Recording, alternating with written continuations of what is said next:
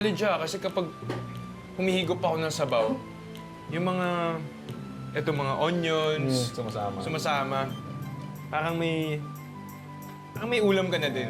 Ang ibig sabihin pala pag Chinese New Year noodles, long life, prosperity, tsaka fortune. Yes. So pag kumain ako nito, yayaman ako. Oh, yes. Hahaba pa buhay mo. Next, ito tayo. Noodles pa din. Baka sobrang yumaman na ako nito, Ito. Dito naman, we season the noodles lang. Wei pa, which is a Chinese seasoning paste. And then, again, aromatic oils. Aromatic oils. And then beef fat. Tsaka pansin ko, chef, iba yung iba yung noodles yes. niya. So, we went for these noodles kasi maganda yung kapit nung oils, nung mga aromatics.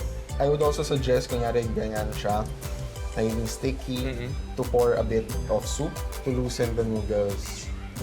Nung sinart mo tong business na to, madami din tumulong talaga sa'yo na family members. I guess, yeah. Oo.